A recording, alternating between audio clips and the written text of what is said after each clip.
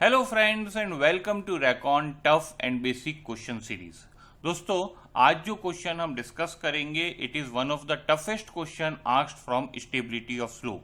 ये क्वेश्चन आया था दोस्तों गेट 2013 में और इसका वेटेज था 2 मार्क्स। एग्जामिनेशन हॉल में जबकि आपके ऊपर सबसे ज़्यादा प्रेशर होता है उसमें इस तरह का क्वेश्चन सॉल्व करना वाकई में डिफ़िकल्ट है, और जो कोई भी इस तरह के 2-3 क्वेश्चन भी एग्जाम में सॉल्व कर लेता है तो उसका टॉपर बनना निश्चित हो जाता है। तो दोस्तों, हमारी जो कोशिश है इस सीरीज के थ्रू कि आपको ये समझा सकें कि टफ क्वेश्चन को एग्जामिनेशन हॉल में कैसे हैंडल करना चाहिए, और दूसरी जो इम्पॉर्टेंट चीज है प्रीवियस ईयर क्वेश्चन को सॉल्व करने की वो ये है कि अब अगर आगे फिर से ऐसा क्वेश्चन आ जाए तो यू शुड नो कि ये क्वेश्चन अब कैसे सॉल्व होगा। तो प्रीवियस ईयर के क्वेश्चंस को आप लगातार सॉल्व करिए। रैकॉन का एक स्पेशल पैकेज है जिसमें आपको 20 ईयर्स के क्वेश्चंस को लेवल 1 और लेवल 2 में बांट के दिए जाएंगे, जिससे आप प्रैक्टिस कर सकते हैं और देख सकते हैं कि फैकल्टी उस क्वेश्चन को किस तरीके से सॉल्व कर रहा है। तो अगर आप ज़्यादा रैकॉन के बारे में जानना चाहते हैं तो नीचे दिए गए व्हाट्सएप नंबर पे आप हमसे कांटेक्ट कर सकते हैं, या हमारी वेबसाइट www.rcaonline.in पे भी विजिट कर सकते हैं। अभी कोरोना का इफेक्ट है दोस्तों, इसीलिए हम लोगों ने हमारी प्राइसेस को 25% कम कर रखा है और नई मोबाइल ऐप भी हमने लॉन्च की है, तो आप इनका फायदा भी उठा सकते हैं। तो चलिए अब ज़्यादा देर नहीं करते हैं और इस क्वेश्चन को समझते हैं कि इस क्वेश्चन में क्या है और इस क्वेश्चन को कैसे सॉल्व करना था और क्यों ये एक लेवल 3 का क्वेश्चन था। तो चलिए पहले क्वेश्चन को समझा दूं आपको पूरा और फिर आपको सॉल्यूशन बताता हूं कि इसका सॉल्यूशन कैसे होगा। तो क्वेश्चन ये दिया है कि the soil profile above the rock surface at 25 degree infinite slope is shown in the figure. तो ये एक फिगर दे रखी है जहां पे कि आपको 25 डिग्री के एंगल पे एक रॉक की सरफेस है। तो ये हार्ड रॉक है यहाँ पे, और उसके ऊपर जो है सॉइल की प्रोफाइल है। Where SU is the undrained shear stress. बहुत इंपॉर्टेंट चीज दे रखी है आपको कि अनड्रेन्ड शियर स्ट्रेस है SU। दोनों सॉइल की जो आपको दे रखी है, सॉइल A जो कि टॉप लेयर है उसकी SU है 40 किलो न्यूटन मीटर स्क्वायर, और सेकंड SU जो है वो है 60 kilo newton per metre square. Total unit weight भी आपको दे रखा है, ऊपर वाली सॉइल का 16 है और नीचे वाली सॉइल का 20 है। The slip will occur eight a depth of. तो आपको ये बताना है कि इस स्लोप का फेलियर कहाँ होगा। देखिए 2 लेयर है तो कोई एक जगह पे फेलियर हो सकता है और वो ही आपको डेप्थ पूछी गई है। अब इसमें क्रिटिकल चीजें क्या थी दोस्तों उसको समझिए, तभी आप पूरी चीजें समझ पाएंगे।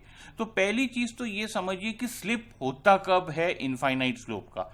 इनफाइनाइट स्लोप का स्लिप तब होता है दोस्तों जब फैक्टर ऑफ सेफ्टी जो आपकी है वो 1 या 1 से कम हो जाए।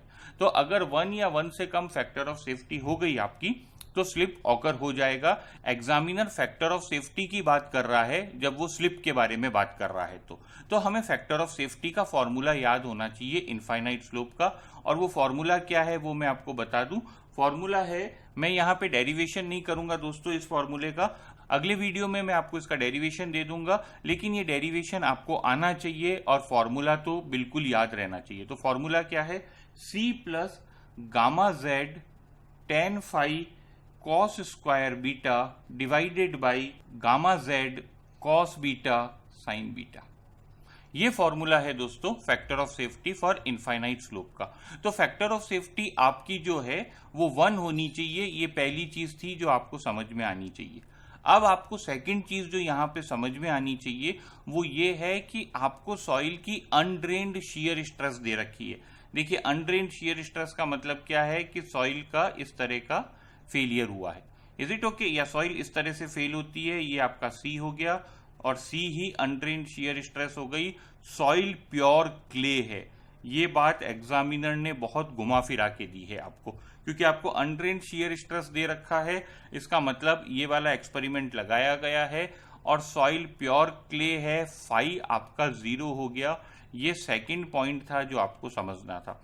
तो फाई 0 होने से ये वाला जो पार्ट है ये कैंसिल आउट हो गया लेयर 1 के लिए भी और लेयर 2 के लिए भी। ये सेकंड पॉइंट था जो बहुत इंपॉर्टेंट था आपको समझना।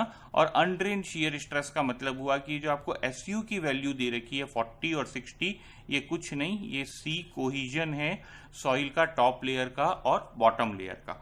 तो ये 2 पॉइंट आपको क्लियर हो जाने चाहिए थे, तभी आप इस क्वेश्चन में आगे बढ़ सकते हैं। तो फिर से इस फॉर्मूले को लिख देते हैं। तो फॉर्मूला क्या हो गया, factor of safety is equal to C over gamma Z cos beta sine beta. इसको थोड़ा सा मॉडिफाई कर लीजिए, 2 से मल्टीप्लाई डिवाइड कर दीजिए तो आपको मिल जाएगा 2C over gamma Z sine 2 beta. Is it okay? और बीटा आपको कितना दे रखा है दोस्तों, 25 डिग्री दे रखा है। इसका मतलब हो गया 2C over gamma Z sine of 50। Is it okay? अब हम आगे बात करते हैं कि स्लिप होगा कहां, यानी कि फेलियर कहां होगा। उसकी 2 कंडीशन बन सकती है।